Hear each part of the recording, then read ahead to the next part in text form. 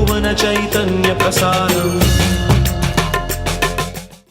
నమస్కారం, మన ధర్మం కార్యక్రమానికి స్వాగతం. ఇవాళ మన ధర్మం కార్యక్రమంలో మన ధర్మ సందేహాలను నివృత్తి చేసేందుకు మనతో పాటు ఉన్నారు ప్రముఖ ఆధ్యాత్మికవేత్త, ధర్మశాస్త్ర నిపుణులు బ్రహ్మశ్రీ డాక్టర్ కాకునూరి సూర్యనారాయణ మూర్తి గారు. గురుగారు నమస్కారం. నమస్కారం అమ్మా. గురుగారు, ఆడి కృత్తిక అంటే ఏమిటి? ఆషాఢ మాసంలో వచ్చే ఈ కృత్తిక నక్షత్రం రోజున సుబ్రహ్మణ్య స్వామిని ప్రత్యేకించి ఎందుకు ఆరాధన చేయాలి? సుబ్రహ్మణ్య స్వామి వారి ఆరాధన కృత్తిక నక్షత్రం ఆడి నెల.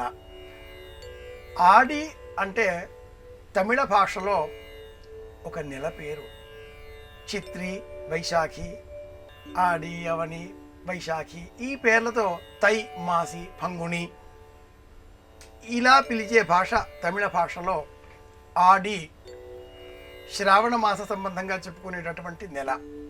ఆషాఢ శ్రావణాలలో అన్నప్పుడు చాంద్రమానాన్ని అనుసరించి తెలుగువారు, సౌరమానాన్ని అనుసరించి తమిళనాట లెక్క పెట్టడం సంప్రదాయం. ఈ క్రమంలో సౌరమాసాన్ని అనుసరించి కృత్తికా నక్షత్రం ఉన్న రోజున ఆడి కృత్తిక అన్న పేరిట సుబ్రహ్మణ్యుడిని ఆరాధన చేస్తారు. కృత్తికా నక్షత్రానికి సుబ్రహ్మణ్యుడికి సంబంధం ఏమిటి? ఆ సుబ్రహ్మణ్య పదాతీన్ అని వేదవాక్య ప్రమాణం. కృత్తికా నక్షత్రానికి సంబంధించి అగ్నిర్నః పాతు కృత్తికాః నక్షత్రం దేవమింద్రియం ఇదమాసాం విచక్షణం హవిరా సంజుహోతన నక్షత్రేష్టి. ఇందులో కృత్తికాక్షురాది షట్కం జ్యోతిష శాస్త్రం. వియన్ మండలంలో కృత్తికా నక్షత్రం 6 నక్షత్రాల సమూహంగా జ్యోతిష శాస్త్రం వర్ణిస్తుంది. సుబ్రహ్మణ్యుడిని 6 కృత్తికలు పెంచి పోషించినట్లుగా పురాణ ప్రపంచం అభివర్ణిస్తుంది. భూమి సూర్యుడిగా ఉండే రూపంలో భూమి శివలింగం, భూమిలో ఉండేటటువంటి గురుత్వ ఆకర్షణ శక్తి గణపతి, భూమిపైన పెరిగేటటువంటి చెట్లు, చేమలు, ప్రకృతి పార్వతి. ఈ భూమి ఒక ఊహాజనిత కక్ష్య సిద్ధం చేసుకొని సూర్యుని చుట్టూ సంచారం చేస్తూ ఉంటుంది. ఆ బాహ్య వలయ ఆకర్షణ శక్తి పేరు సుబ్రహ్మణ్యుడు, సర్పరూపం. అలా భూమి బయట తిరగడం రక్షణ వలయం కనుక సర్వసైన్యాధిపతి దేవతలకు సుబ్రహ్మణ్యుడు. ఇలాంటి పురాణ కథలతో వియన్ మండలంలో ఉండే నక్షత్రాల కదలికలను పురాణ ప్రపంచాలు మనకు తెలియజేశాయి. అన్నింటికీ మూలమే వేదం. వేదాంగమైనటువంటి జ్యోతిషం ఆడి కృత్తిక నాడు దీపం వెలిగించినట్లయితే మనలో జ్ఞానకాంతులు ఎదుగుతాయి, పెరుగుతాయి అని తెలియజేస్తుంది. అరుణాచలం అనేటటువంటి దివ్యక్షేత్రంలో ఆడి కృత్తిక ఉన్నటువంటి రోజున అద్భుతంగా ఆ కొండ అంతా కూడా వెలిగించిన దీపమా ఏమి అన్నట్లుగా అనేక నెలల కాలం పాటు వెలిగించేటట్లుగా ఏర్పాటు చేసిన దీపాన్ని ప్రత్యేకంగా ఆ రోజున వెలిగిస్తారు. కొండ అంతా కూడా వేలాది మంది భక్తులు వారి వారి భక్తి శ్రద్ధల కొలది దీపాలు వెలిగించడంతో అరుణాచలం కొండ అంతా కూడా వెలిగే ఒక జ్యోతి వలె కనిపిస్తుంది. ఆడి కృత్తిక నాడు మన ఇంటిలో పూజాగృహంలో 6 దీపాలు వెలిగే విధంగా ఒకే ప్రమిదలో 6 2 12 వత్తులు 6 వెలిగేటట్లుగా ఏర్పాటు చేసుకుని దీపాలు వెలిగించి కుటుంబ క్షేమం కోరుకోవాలి. ఆడి కృత్తిక నాడు ఇంటిలో 6 దీపాలు వెలిగించి సుబ్రహ్మణ్యుడికి ప్రీతికరంగా పాలు నివేదనగా సమర్పిస్తే మనస్సు ప్రశాంతత పొందుతుంది. చిన్నారి బాలబాలికలకు చక్కటి విద్యాభ్యాసాలు అబ్బుతాయి. అమ్మ నాన్న మాట వారు చక్కగా వింటారు అని పెద్దవారు ఒక నియమం చేసి ఇలా ఆడి కృత్తికను ఒక వ్రతంగా మనకు తెలియజేశారు. తమిళ సంప్రదాయాన్ని అనుసరించి కృత్తికా నక్షత్రంలో ఇలా మనం సుబ్రహ్మణ్యుడిని ఆరాధన చెయ్యాలి. గురుగారికి మరో సందేహం. జగద్గురువు ఆదిశంకరాచార్యులు స్థాపించినటువంటి శృంగేరి మఠం యొక్క ప్రత్యేకత ఏంటి? ఇక్కడ శారద చంద్రమౌళీశ్వర స్వామివారిని ఆరాధించడంలో ఆంతర్యం ఏంటి? సదాశివ సమారంభాం శంకరాచార్య మధ్యమాం అస్మదాచార్య పర్యంతాం వందే గురు పరంపరాం. శంకరులను స్మరించకపోతే ఎవరూ ఏదీ చెప్పలేరు. కనుక శంకరులే జగద్గురువులు, ఆది గురువులు. తదుపరి అనేక పీఠములు వచ్చినప్పటికీ గురువెవరు అనగానే జగద్గురువులుగా మనం ఆదిశంకరుడనే స్మరిస్తాం.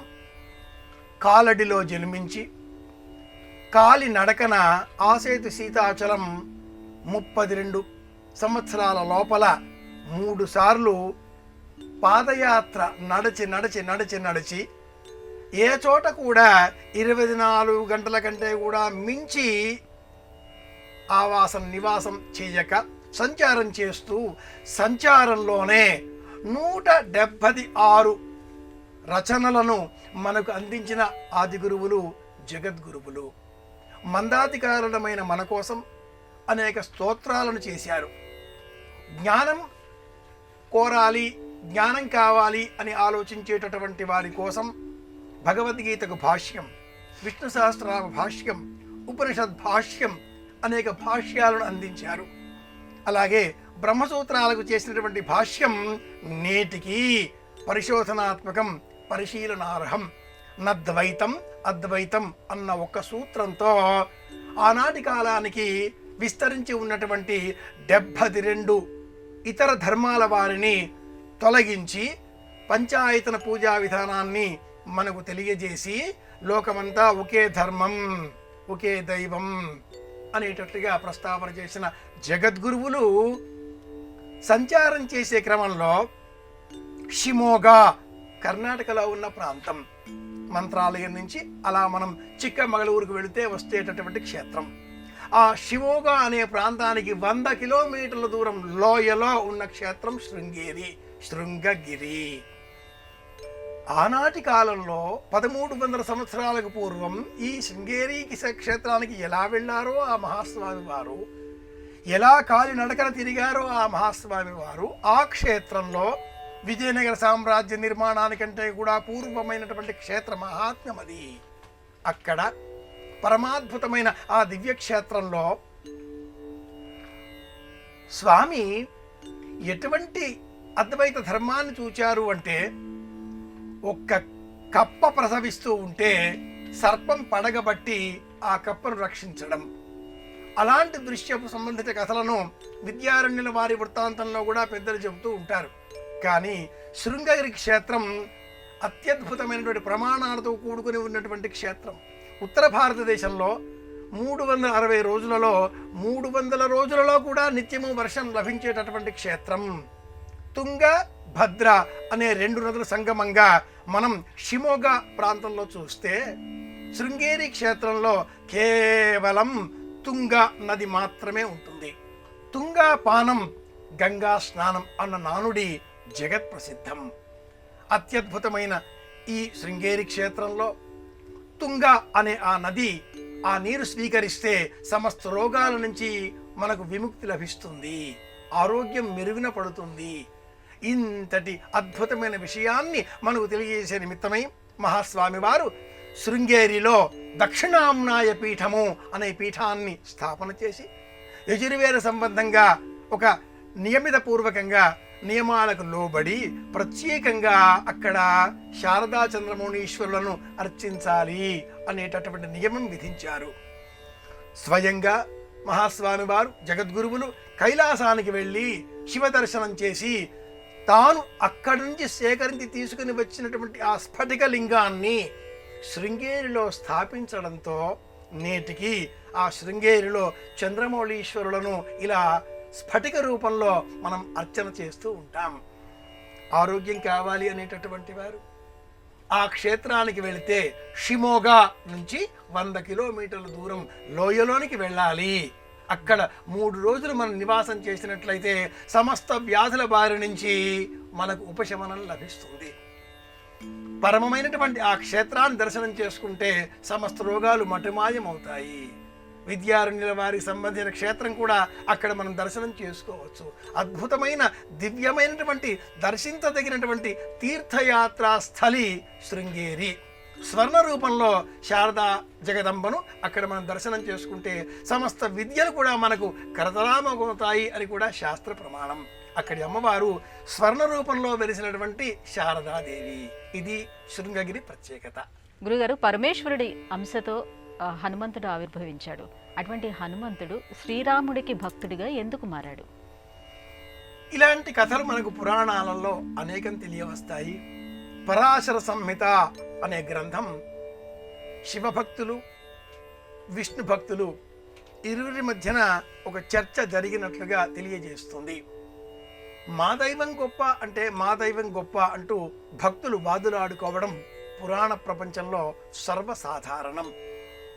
ఈ క్రమంలో విష్ణు భక్తులు శివభక్తులు వాదులాటకు పూర్వం గార్ధభ నిస్వనుడు అనే ఒక రాక్షసుడి వృత్తాంతాన్ని మనం స్మరించుకోవాలి. బ్రహ్మ వరం చేత గార్ధభ నిస్వనుడు అనే పేరు గల ఒక రాక్షసుడు దేవతలను హింసిస్తున్నాడు.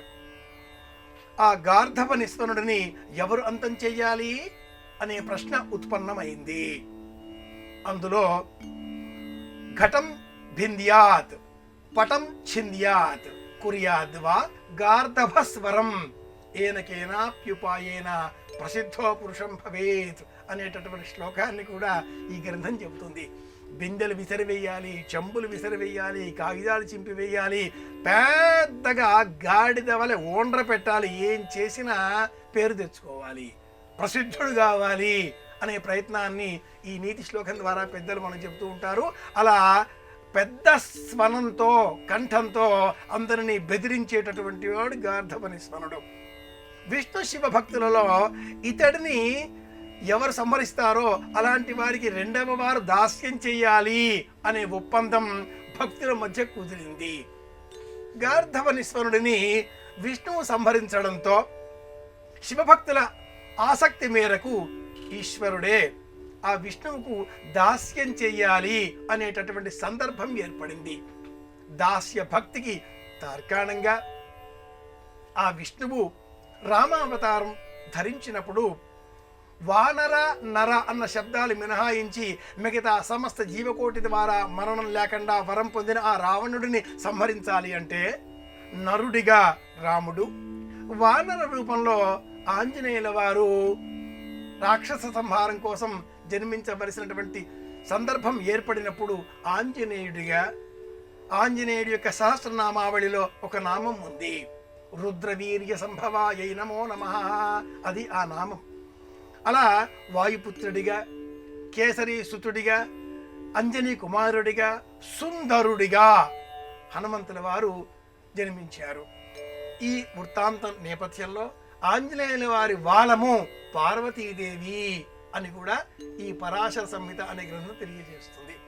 పార్వతీ పరమేశ్వరులు శివపార్వతులు అర్ధనారీశ్వర స్వరూపం కనుక శివలింగం పార్వతి, శివలింగం కింద ఉండే పానవట్టం పార్వతి, శివలింగం శివుడు. అలాగే ఆంజనేయుడు శివుడు, ఆంజనేయుడి వాలము పార్వతీదేవి. హనుమద్వాల పూజ అన్న పేరిట ఆ తోకకు 24 బొట్లు పెట్టి పార్వతీదేవిని స్తోత్రం చేయడం కూడా నేటికి సంప్రదాయంలో చెప్పబడ్డ విషయం. ఆంజనేయ స్వామి వారి యొక్క వివిధ రూపాలను అంటే దాసాంజనేయుడు, ప్రసన్నాంజనేయుడు, వీరాంజనేయుడు, వివిధ రూపాలలో ఉండేటటువంటి పంచముఖ ఆంజనేయుడు, షోడశ హస్త ఆంజనేయుడు, ద్వాత్రింశద్భుజముల ఆంజనేయుడు అంటే 32 చేతులతో ఉండే ఆంజనేయుడు, నవావతార ఆంజనేయుడు, ఈ విధంగా ఉండే 9 రూపాల ఆంజనేయ రూపాలను మనం పరాశర సంహిత అన్న గ్రంథంలో చూడవచ్చు. నేటికి ఎక్కడ మనకు ఏ కోతి వానరం కనిపించినా కూడా ఆంజనేయ స్వామి అని మనం నమస్కారం చేస్తూ ఉంటాం కదా. ఇది నేపథ్యం. గురుగారు, త్రేతాయుగంలో శ్రీరామ లక్ష్మణులు కలియుగంలోని వెంకటాచలాన్ని దర్శించారని చెప్తారు. ఇది నిజమేనా? ఇది ఎలా సాధ్యమైంది? త్రేతాయుగంలో కూడా వెంకటాచలం ఉందా? వెంకటాచల మహాత్మ్యము ఇంత అని చెప్పరానటువంటిది. కృతే రంగనాథస్య త్రేతాయాం రఘునందనః ద్వాపరే వాసుదేవస్య కలౌ వెంకటనాయకః అనే ఒక ప్రమాణాన్ని పెద్దలు చెబుతూ ఉంటారు. కృతయుగంలో కూడా అనేటటువంటి సందర్భాన్ని మనం కళాపూర్ణోదయం అనే కావ్యంలో, పింగళి సూరన రచించినటువంటి కళాపూర్ణోదయం అనే కావ్యంలో దర్శనం చేసుకోవచ్చు. కళాపూర్ణుడు అనేక తీర్థయాత్రలు చేస్తూ వివిధ క్షేత్రాలలో కూడా దైవాన్ని దర్శించి దర్భశయనంలో రాముడిని స్తోత్రం చేసి, అంటే రామేశ్వరం వద్ద, తరువాత అనేక దివ్యక్షేత్రాలు కూడా చూస్తూ చూస్తూ చూస్తూ చూస్తూ తిరిగి తిరుమల చేరి ఆ వైకుంఠధాముడిని చూడగానే మళ్ళీ రాముడినే స్తోత్రం చేస్తాడు. పదపద్మముల చేరి పాయదునా దృష్టి అనేటటువంటి పద్యాలు అనేకం అద్భుతమైనవి పింగళి సూరనామాచుల వారు తొలి చిత్రకథా కావ్యం కళాపూర్ణోదయంలో రచించి ఉన్నారు. కవుల కల్పనలకు అంతు లేదు. దైవం ఒక్కటే. ఆ దైవానికి ఉండే భిన్న భిన్న నామాలు, అనేక నామాలతో మనం పిలుస్తూ ఉండగా నారాయణుడు, రాముడు, కృష్ణుడు, శివుడు సమస్త నామాలు దైవానివే. కనుక ఈ విధానంలో కృతయుగంలో కూడా వెంకటేశ్వర స్వామి వారు ఉన్నారా అంటే ఉన్నారు అనే మనకు వెంకటాచల మహాత్మ్యం తరిగొండ వెంగమాంబ రచన ఇలా వివరిస్తుంది. కవుల వర్ణనలో దైవం ఒక్కటే.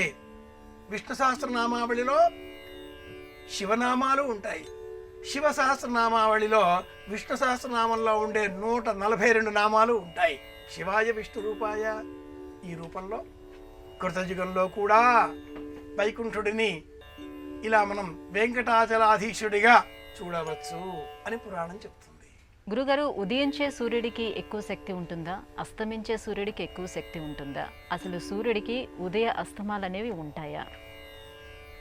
సూర్యుడు నక్షత్రం కదలదు, కానీ కదులుతుంది.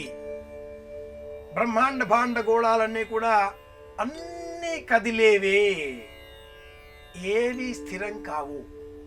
అయితే ఆ స్థిరత్వ కాలానికి అవధి ఉంటుంది.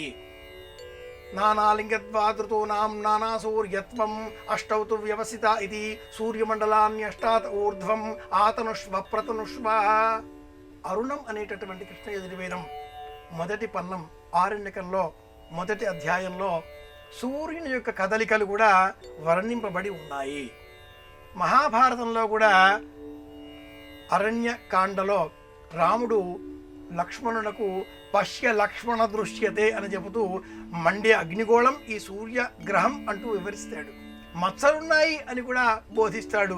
జ్యోతిషం అన్నిటా కనిపించేటటువంటి శాస్త్రం. అలాంటి ఆ సూర్య భగవానుడిని దైవం అనేటటువంటి విధానంలో సంప్రదాయం, ఆధ్యాత్మిక మార్గం మనందరినీ కూడా ఉదయించే అస్తమించే సమయాలలో ఆ సూర్యుడిని దర్శనం చేసుకొని నమస్కరించాలి అంటూ ఒక మార్గం బోధించింది. ఆ క్రియ పేరే సంధ్యావందనం. మెలిక ఏంటంటే ఉదయించే సూర్యుడికి శక్తి ఎక్కువ. ఉదయించే ఆ బాలభానుడిని దర్శనం చేసుకోరాదు. సూర్యోదయం సమయంలో ఆ సూర్యుని చూస్తే కాస్త పుణ్యం వస్తుంది అని సినీ పండితులు చెబుతారు. కానీ నిజంగా ఉదయించే సూర్యుడిని చూడరాదు. ఉదయించే సూర్య కాంతి నాభి ద్వారా లోనికి చేరి శరీరానికి ఆరోగ్యాన్ని ఇవ్వాలి, అంతేగాని కన్నులలో నుంచి లోనికి వెళ్ళరాదు. కనుక ఆ సమయంలో సూర్యకాంతి దేహమంతా కూడా ప్రసరించే విధంగా తూర్పు వైపుగా నిలుచొని 2 చేతులు జోడించి ఉత్యం జాతవేరసం దేవం వహంతి కేతవః దృశే విశ్వాయ సూర్యం ఇటువంటి మంత్రాలు చెప్పాలి, లేదా ఆదిత్య హృదయం పారాయణం చేయాలి, లేదా సూర్యాయ నమః అని చెప్పాలి, లేదా ఆదిత్యోర్కర విర్భాను ఏదో ఒక శ్లోకం, లేదా మనస్సు ఏకాగ్రత పొందే నిమిత్తమై సూర్య నమస్కారాలు చేయడం. ఉదయించే అస్తమించే సమయాలలో ఉదయించే సూర్యునికి శక్తి ఎక్కువ. అస్తమించే సమయంలో ఆ సూర్యుడు బలహీనం కాకుండా సూర్యుడిని మందేహారుని ద్వీపే ప్రక్షిపంతి యత్ప్రదక్షిణం ప్రక్రమంతి తేన పాప్మానమవధోన్వంతి ఉద్యంతమస్తంయంత. వేద ప్రమాణంలో ఉద్యంత అస్తంయంత ఉదయించి అస్తమించే సమయాలలో మందేహులు అనే రాక్షసులు ఆ సూర్యుడిని పట్టుకొని బాధిస్తూ ఉంటారు. గనక శాస్త్రం తెలిసిన పెద్దలు దోసిలిలో ఇలా నీరు పుచ్చుకొని ఆకాశం వైపు ఇలా విరజిమ్మితే మందేహులు అనే ఆ రాక్షసుల శక్తి సారహీనం కాగా తగ్గిపోవడంతో మందేహులు నియంత్రణలోనికి వస్తారు అని వేదం గాథ చెప్తుంది. మన దేహంలో ఉండేటటువంటి మందగొడితనం, బద్ధకం, స్తబ్దత వీటిని పోగొట్టుకోవడం కోసమే ఉదయించే అస్తమించే సమయాలలో సూర్యుడిని మనసులో నిలుపుకొని ప్రశాంతంగా ధ్యానం చేయడం, ఒకచోట కూర్చోవడం ఇది అవసరం. గురుగారు, భోజనం చేసేటప్పుడు ఒక్కరే కూర్చొని భోజనం చేయకూడదు అని చెప్తారు, నిజమేనా? అలా చేస్తే దోషమా? నిజమే తల్లి, వేదం ఎన్నో ధర్మాలను మనకు బోధించింది. కేవల అఘోభవతి కేవలాది అని వేద ప్రమాణం. అఘము అంటే పాపం.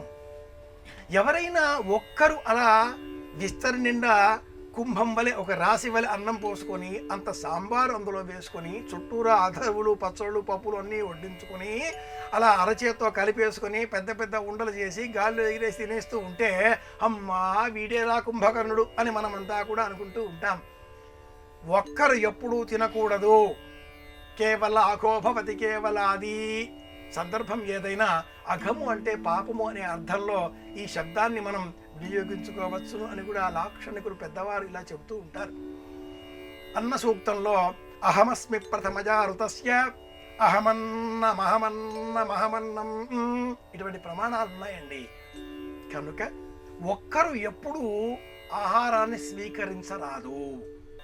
ఎవరూ లేరండి, ఆఫీసులో బాక్స్ తీసి తింటున్నాం, ఎవరి పని వాళ్ళదే కదా అన్నప్పుడు ఆ తీసిన మూతలో కాసిన్ని మెతుకులు కొంచెమంత పప్పు ఏదో పదార్థం అధరువు పక్కన పెట్టి విష్ణవే నమః అని నమస్కరించి విష్ణవే నమః తమ పదార్థం తాము తినాలి.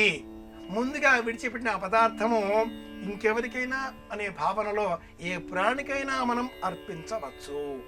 సూక్ష్మక్రిములు కావచ్చు, జంతుజాలం కావచ్చు, క్రిమికీటకాదులు కావచ్చు, శ్వానము జాగిరములు కావచ్చు, పక్షులు కావచ్చు, అన్నింటికీ కూడా ఆహారాన్ని అందించేటటువంటి నైపుణ్యం మనకు ఉన్నది కనుక ఆహారం తినే సమయంలో ఇతరులకు అందించాలి.